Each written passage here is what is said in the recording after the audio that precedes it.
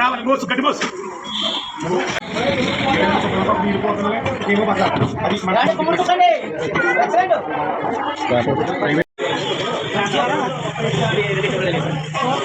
जोड़ेसको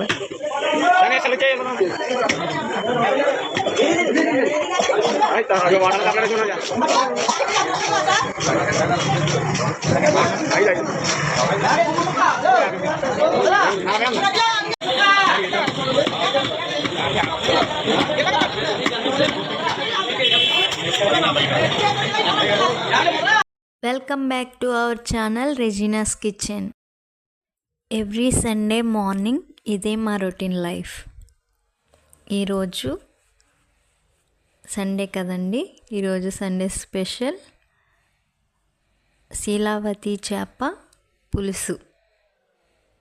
అది కూడా విలేజ్ స్టైల్లో చేస్తున్నాను. మా అమ్మ ఎలా చేస్తుందో ఆ విధంగా చేస్తున్నాను, చూడండి. చేపల కూర కాబట్టి వెడల్పాటి గిన్నె పెట్టుకుని స్టవ్ ఆన్ చేసి అందులో సన్నగా కట్ చేసిన ఉల్లిపాయ ముక్కలు, ఆయిల్ వేసి అందులో కొంచెం సాల్ట్ వేసి వేయించుకోవాలి. ఆ తర్వాత కొంచెం ఎక్కువగానే పసుపు వేసుకోవాలి. అలాగే 4 పచ్చిమిర్చి, 2 టమాటో వేసి వేయించుకోవాలి. ఉల్లిపాయ ముక్కలు, పచ్చిమిర్చి, టమాటో కొంచెం వేగిన తర్వాత ఇందులో కారం యాడ్ చేస్తున్నాను. తగినంత కారం యాడ్ చేసుకోండి. చేపల కూర కాబట్టి కొంచెం ఎక్కువగానే ఉంటే బాగుంటుంది. కారం వేసిన తర్వాత కొంచెం మగ్గాక ఇందులో శుభ్రం చేసిన చేప ముక్కలు యాడ్ చేస్తున్నాను. ఇలా ఒకటిగా పెట్టుకోవాలి చేప ముక్కలు. చేప ముక్కలు వేగిన తర్వాత గరిటె పెట్టకుండా ఒకసారి కింద నుంచి పైకి, పైనుంచి కిందకి టాస్ చేయండి. టాస్ చేసిన వెంటనే చింతపండు రసం వేసుకోండి.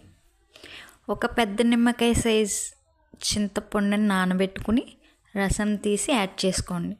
యాడ్ చేసుకున్న తర్వాత ఒకసారి ఇలా గిరగిరగిరా తిప్పుకోండి. తిప్పుకున్న తర్వాత ఇందులో ఇంకా వాటర్ యాడ్ చేసుకోండి. ఎంత వాటర్ అంటే ముక్క ములిగేంత వరకు, ముక్క కనిపించినంత వరకు వాటర్ యాడ్ చేసుకోండి.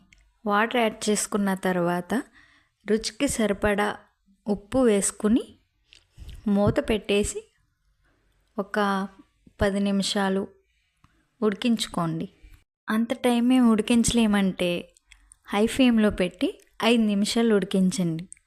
ఉడికించిన తర్వాత జీలకర్ర, వెల్లుల్లిపాయ వేసుకుంటే, ధనియాలు, దాల్చిన చెక్క వేసుకుంటే, గసగసాలు ఇవన్నీ వేసుకుని నూరుకొని ముద్ద చేసుకుని మూత తీసి ఇందులో కూరలో యాడ్ చేసుకోండి. మసాలా మరీ మెత్తగా నూరుకోకపోతేనే బాగుంటుంది.